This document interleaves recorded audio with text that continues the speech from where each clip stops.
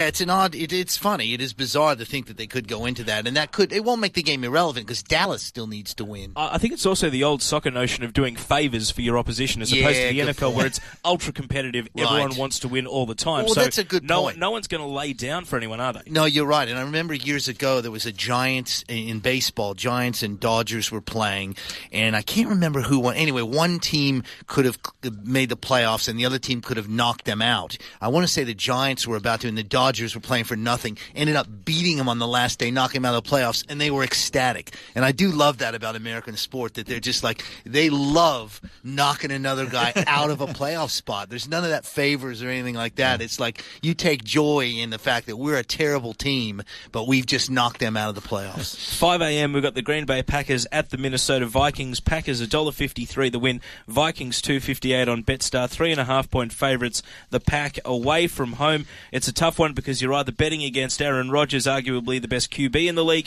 or you're betting against Adrian Peterson, arguably the MVP of the league. Well, did we all expect him to do it last week, Ed? Did you?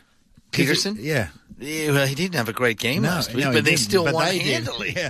I got a gut feeling, and you know a lot more about this than me, it looks to me like the Packers are on a roll, and they look very, very dangerous. I agree with you. Given the fact they've been there and done it only 2 years ago, got a lot of their injured players back. These are two hot teams. They've won 4. The Vikings have won 3 in a row. The Vikings have been defying the odds all year, really. Killed me all year. I wasn't a believer, to be honest with you, but they've been great in Minnesota, so that takes that Lambeau cold weather thing out of it because it'll be indoors. I think this is a good one, Doc. I'm not quite sure the feeling I get. I think Green Bay is a better team, to be honest with you, but Minnesota's been doing it all year. For our playoff machine that we're doing for this segment, who do you want to pick, Green Bay or Minnesota? I'm picking Green Bay myself. Yeah, I'll go with Green Bay, and too. I got a gut feeling. What price are they to win the whole enchilada? Yeah, we'll have to have a look at that. We will get the Betstar odds. Right now the Betstar odds for Green Bay to win at the Super Bowl are $7, Doc. Yeah, they've come right in, haven't down, they? Hasn't it? Yeah, that's come They right are in. looking frightening at the minute. I know. Well, they're running it a little bit, which is good. I mean, that's the thing. Early in the season, it was just pass, but now they're running a little bit. The Eagles are taking on the Giants. Of course, we spoke about the long shot that the Giants are to get into the playoffs. 5 a.m. start this one. Philadelphia, $3.50 to win. New York, $1.31, and they're a 7-point home favourite. And, of course, the $2 power lines at Betstar, you can get $7. Yes. $2 on the 7-point line. It's going to be a huge offseason in New York if the Giants don't make the playoffs. This idea of this team collapsing. And then, 3 or 4 weeks ago, they hammered Green Bay. Remember that game? Absolutely embarrassed. The week before that, I potted them and said they're gone. And then you pointed out that they'd absolutely flogged Green Bay, but they've been back to their old miserable self the last couple of weeks. They have. The offense has not been great. Eli Manning has really struggled. It's been interesting. The Texans are taking on the Colts. This is a huge game, of course, for the Texans because they've got it all to lose as far as their potential first-round bye and also the top seed in the AFC. This is my best bet for the week, Teo. The Texans are $1.33 in Indianapolis, so we're $3.30 at home. And if you like the Colts in the upset, you get a 6.5-point start. No, I want to back the Texans at the line, the $2 power line with betstar.com.au. I reckon that is a good bet because they've got to win this. I mean, they lose. New England and Denver jump over. And I just wouldn't. I don't know. I don't know how it works. I mean, you do, but I just wouldn't be surprised if Luck doesn't play. Yeah, that might be fanciful. He starts, I would think, but you're right, he may not play the whole, especially against that Texans defense. They can really rough you up. It's an interesting thought. 2 playoff-bound teams, the Baltimore Ravens, 5 a.m. start, $2.20 in Cincinnati, $1.69, and Cincinnati 2.5-point favourites in this one, but because of all the playoff implications at various points in the game, we might see the starters rested depending on what's going on elsewhere. This is a complicated one because they're jostling for seeds. Yep. And, I mean, do they try and avoid New England either side here? Does that go on? Actually, it's a good point, Tayo, mate. lose games. They to never avoid... say they do. And I'll give you an example of one. It goes on here in the AFL, and of course, it's dismissed. I'll give you an example from college football. At the end of the Pac-12 season, the final championship game was already set. It was going to be Stanford against UCLA. The schedule was weird and had Stanford and UCLA playing in the final game of the season, but it didn't affect anything. And everyone said UCLA is going to lose that game, and the first game against Stanford, not show them much and go into the final game. And sure enough, they really played poorly in that first game. Stanford crushed them, then went to the championship game, turned it up a completely notch, ended up losing only by 3. But it was clear that they definitely had downplayed that final game. UCLA lost yesterday, didn't they? Yeah, they've lost 3 in a row after that. Stanford's beaten them twice, and they lost a bowl game. So that hasn't played out very well for them. But I would say in the NFL, they're probably not too stressed out about if we finesse this, we might not get to play New England. I don't see that happening. I see where that Stanford women's basketball team had, I think, won 80 games at home. Yes, and got beaten by about 30. I saw today. that. Yeah, somebody thumped them. The Ravens have been. They've had a real roller coaster season, and they've been battered all season. They've had injuries all season, but they're still there. The Bengals I've never been convinced about, but they're going good, the Bengals. I agree. I'm not a huge fan. I don't like Marvin Lewis. I've never liked him as a head coach, but he's got him in there. They can't move. The Ravens can go anywhere from 3 to 4, so there is a little bit maybe to play for, but I wouldn't anticipate this one being super competitive the way some of the other ones would be. Now, Chicago has to take care of business to keep their playoffs hopes alive.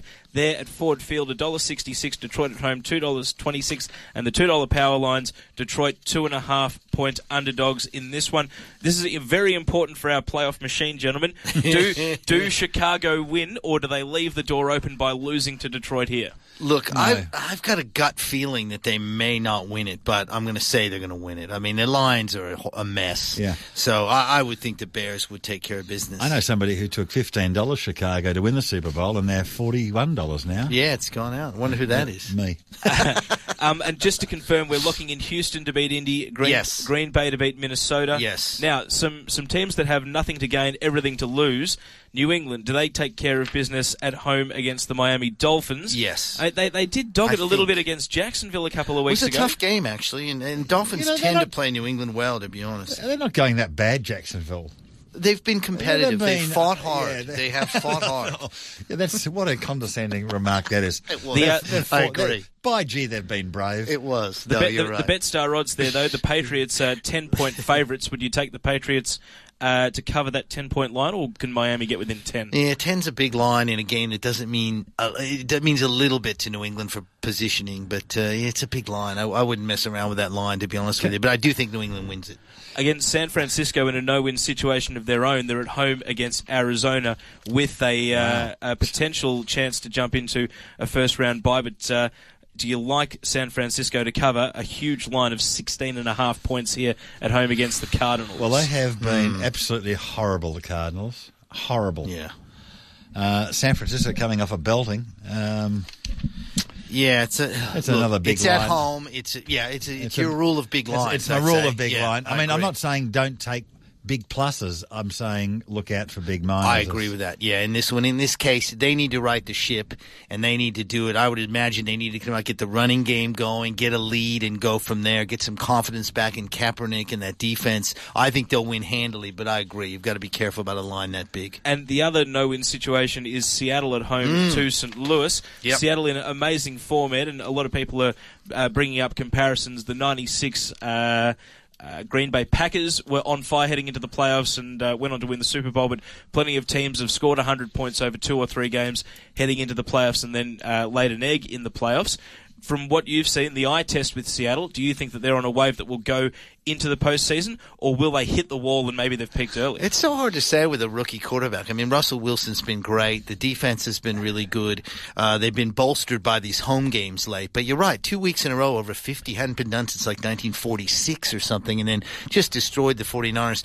I will say they've got this 12th man tradition in Seattle where a celebrity, next player comes out and runs a thing up a flag, and the rumor is that it's going to be Brian Bosworth, who was one of the great characters of the game, and kind of left Seattle under bad circumstances. Real character, did some cheesy movies, and called himself the Boz, and was one of the first sort of real egomaniac guys that didn't quite deliver what he should have, what he promised from college. But if he runs the flag up the flagpole, that could be very interesting. I think they win. I think they take care of business. But Doc was saying with a 10-point edge or whatever it is. 10.5 point yeah, line. it's the Rams have been brave. No, they've been better than brave. I've been a big supporter of the Rams. Jeff Fisher turned. I know I was having a crack at you that of time. course, which is fair enough. But I do like the Rams. I like what Jeff Fisher's done there. They've actually done some nice things this year. I agree with that. And before we read you our first round of the playoffs due to the picks we've made here, one last one. Any risk of Denver blowing it at home against Kansas City? 16.5 point line on Betstars. I don't see it, just because Kansas City's not very good. It's at home. There is a lot to play for Denver. They're on a roll. I don't see Peyton Manning easing up. The defense is really coming into its own. And Kansas City, look, Jamal Charles had a great game last week, couple of 100 yards he ran for, but they're just not a very good team. Who's your pick? Well, I tell you what, it's funny. I thought about this last week as a Broncos fan and one for a long time. I'm kind of just been under the radar all year, and I sort of started thinking that they've got as good a chance as anybody to win this thing, which is kind of blowing me away. But I think it's a very even year, Doc. I really do. I really think that, Green Bay catches fire, but are they really that good? I don't know. Is Houston for real? I think Atlanta, honestly, from what I saw them the other day, and what they've done this year, that's a very good football team with a chance to get to the Super Bowl. I'm not saying they're going to, but I'm a believer in what they're doing there. Have teams tanked to get first and second round draft picks, Ed? It's apparently happened here, Has it? Yeah, I'm sure I read something about it. The AFL says that doesn't happen. Our playoff first week then, according to the picks we've just made, Houston and Denver would get the byes in the AFC, Atlanta and Green Bay would get the byes in the NFC, and then we would have Cincinnati at New England and Indianapolis at Baltimore in the AFC. Wow. See, that's New England would love that scenario. Is a bye a big physical advantage? Well, you know what? There's a debate here. I know. It's the complete opposite here, and I'm not quite sure. Of course, there's no double chance in the U.S.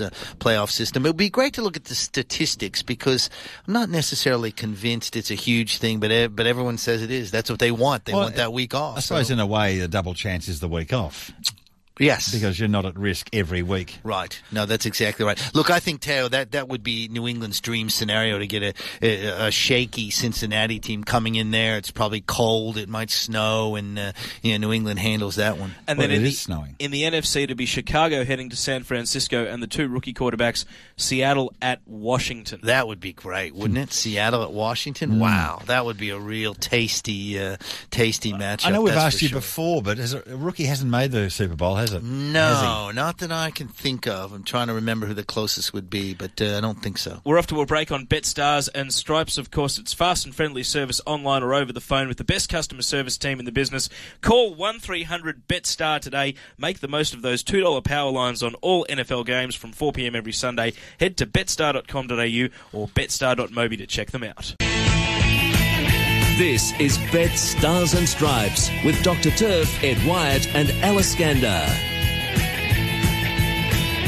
Welcome back to Bet Stars and Stripes, 9429 1116. If you've got a question for the panel, Ed Wyatt and Dr. Turf in the studio, or 0433 98 1116 to text in. We're going to look at a bit of hoops now in the NBA. And Ed, before we get into matches, let's start with another coach sacking Avery Johnson, giving his marching orders from the Brooklyn Nets. He had a 500 record, and they've actually come out and won their 2 games since he was sacked. They've got, my old pal PJ Carlesimo is taken over. He was Andrew Gaze's coach at Seton Hall, and then did some time with the Trailblazers and the Golden State Warriors. Were you in America when he was playing college? I went to that game. I saw the championship game sitting in the Kingdom when he played that game against Michigan. I don't know this one way or the other, but he's a mate, Andrew Gaze. But somebody tells me he was just there at the wrong time.